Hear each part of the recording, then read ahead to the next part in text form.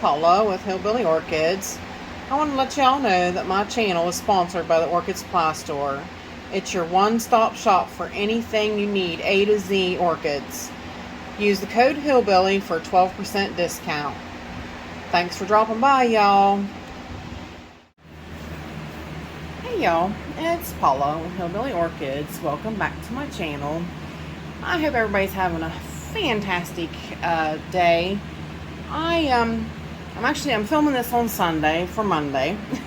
So we've already switched the time, and I didn't even realize it this morning for a little while, and I was like, well, I'm so tired. I'm like, what's going on? You know, my husband's like, well, no wonder I'm so tired today. And I was like, yeah, once I figured it out, I called him at work and I was like, time changed. I was like, I forgot all about it. So yeah, it messes with you, you know. It's like, I don't know, just whether you gain an hour or you lose an hour, it messes with you. It messes with your rhythms and whatnot. So at least it does mine. I don't know. I wanted to check in on the ghost orchid, the Dendrophylax lindenii. Now it's been a little over 2 weeks since we did this, so I thought, I was like, I don't know whether, wait another, just to do like a month, but I kind of want to see what's going on, like really, deep down. I want to get a look at her and see what's happening under there, and see if, my upgrade helped any so far that I can tell. Maybe I can tell in a couple weeks, maybe not. The Dendrophylax lindenii grows so slow. They do just put out roots. They're totally leafless, so there's not a whole lot that goes on with them, a whole lot at a time. So yeah, but I thought, let's check her out, see what's going on. I haven't watered it yet today. It's really, really early. I wanted to get in here and get this video made because I need to actually continue to do some watering, and I'll probably be doing some more watering tomorrow. Like I said, I kind of got things mixed up this weekend, and but yeah, I'm just really, really curious to see what's going on under there and see how things look. So let's get her, I'll get her set up, and I'll be right back. Alright, we are back now.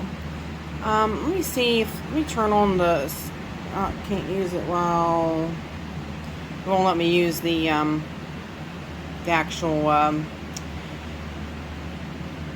am I trying to say? The actual lighting on the phone. So, and the stinking humidity is about to choke me out. What's going on? It's 83%, but so let's move this little guys over here a little bit, the moss, as gently as we can, and see what's going on underneath.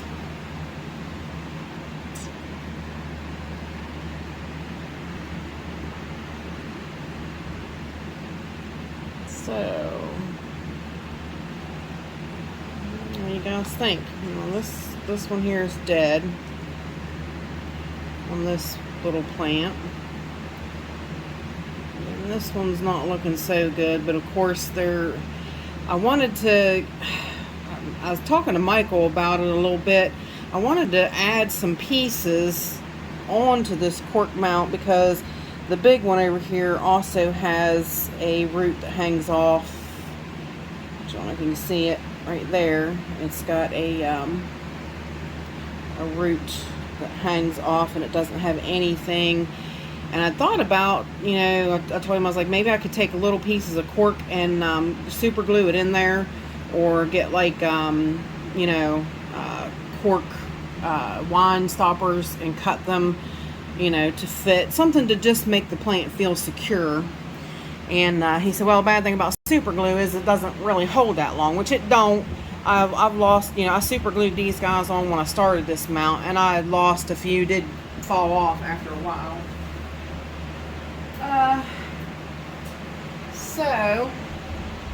But to honestly say,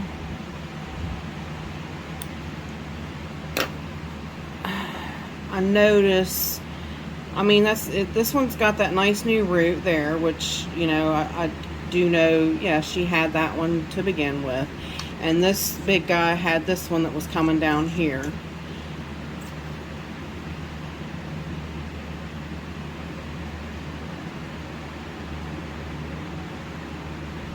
I don't know. I mean, I can't really say yay or nay that I really notice a difference. What do you guys think? See, I really would like to get something under this root to give it security, and I'm not showing you. Sorry. Yeah, I really would like to get something under this root to let it feel secure, but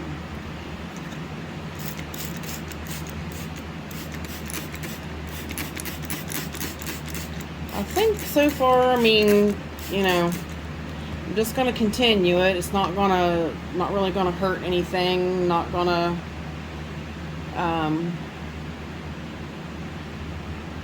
yeah, not really going to matter too much.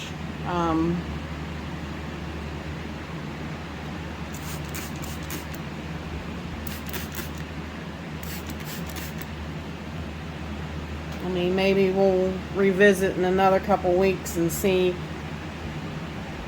what else happens. I mean, right now is really not their growing period, especially since my temperatures are lowering. So,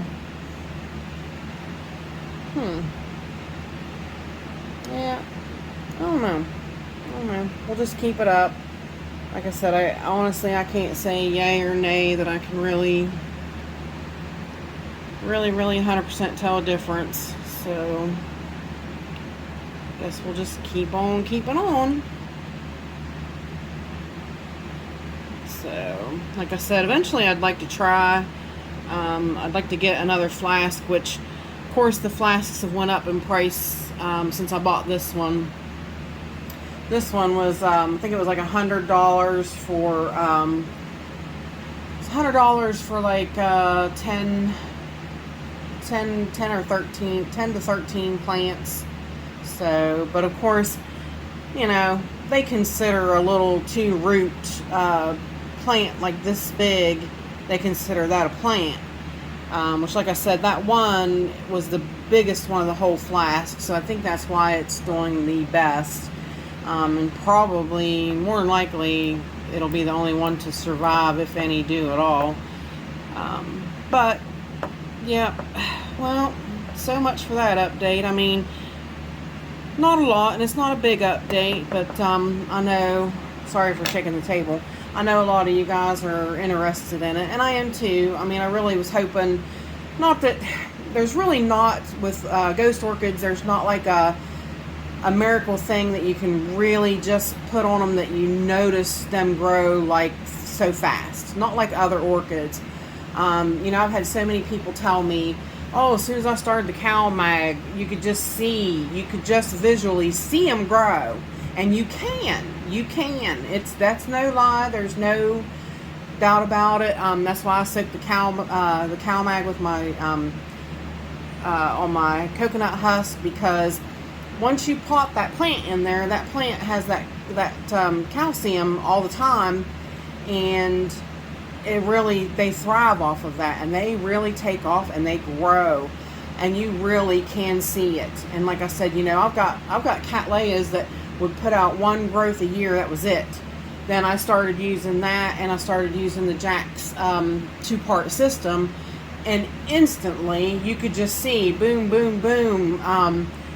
You know, it's just when you get the right combination of things that you're doing exactly what these plants want, they do thrive. But maybe I'm not getting it exactly right yet for the ghosts to actually see them thrive, but a lot of people will tell you they just grow slow. There's not anything you can do to increase it. There's not anything that, you know, they're just not like other orchids. They're just not, sadly. Like I said, I was talking to Amy from Orchid Whisperer, and she's like, yeah, she's like, I put some different grow lights on these plants, these LEDs, and she's like, I just was amazed at, you know, the growth that it puts on these plants. She's like, my dendrobium grew overnight. And I was like, yep. I personally, in my grow space, it'll always be grow lights. Always. It'll always be LEDs, or, you know, like I said, my Walmarts are just Walmart LEDs. They're not grow lights.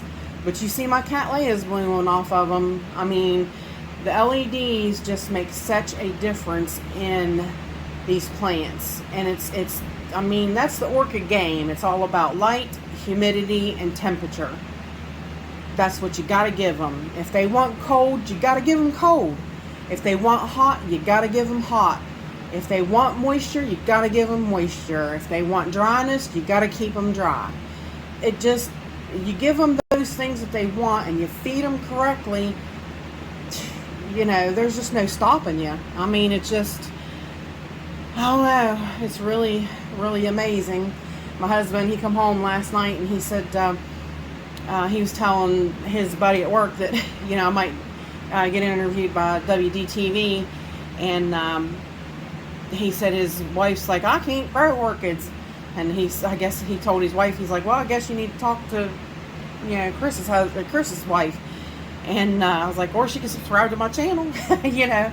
But yeah, and that's the thing I wanted to let people know out there, is that, you know, you give them what they want, they're not hard to grow. That's just it. You know, you can't force these plants into a situation of what you want them in. You kind of have to bend for them. You know, I see people fuss and fight with, you know, trying to do unique and different kind of things with them. Well, some plants that are really hardy will adapt to that, but others won't. Others just want to grow the way they're meant to be grown. And that's epiphytically, you know, and in the bark and the way, you know, that we're being taught how to grow them. So it's all, you know, it's all just amazing how, when you put the proper food, the proper light, and the proper temperatures together, how things flourish. I mean, everybody keeps telling me, your kitchen window, you know, your Miltoniopsis out there are just fabulous looking. Yeah, because they're cooler and they're in there, and they're not, you know, not in here where it's 75 degrees right now. You know, so they're in the kitchen where it's about 68 degrees. So it makes a big difference. Just that temperature change makes a difference for a Miltoniopsis. So, you know, and that's why they're in there. I've tried to bring them in here and grow them, and you know what? I have watched them melt in a week. So, I mean, it's just all about that proper care. But like I said, I wish there was something that you could do for this ghost that would increase it. I mean, I give it a little bit of, it gets growth hormone, it gets sea kelp, it gets the calcium nitrate, it gets the Cal Mag. So, I mean, it just, you know, it's the 90 parts per, or the 75 parts per million. It's got to be lessened and lowered for it to withstand the, you know, the less temperature, the less TDS, the less ppms, you know. It can't handle 300 parts per million or anything. That will just absolutely burn it up. But, you know, I'm just trying to follow the rules, and, you know, it's slow. It's a slow process, sadly. So, but let me know what you guys think. I mean, so far I think so good, and I'm just going to continue. So we'll do a checkup on her here in another couple weeks. We might wait a month this time. Maybe we'll wait a little bit longer and do it in a month from now. That way, you know, really give this a chance to, you know, really give that rapeseed cake a chance to see if it's really going to do anything. So, but that will be all for today, guys, and I hope you guys have a fantastic rest of your week. And with that said, I appreciate all you wonderful, beautiful people stopping by and hanging out with me. And bye for now, y'all, till we meet again.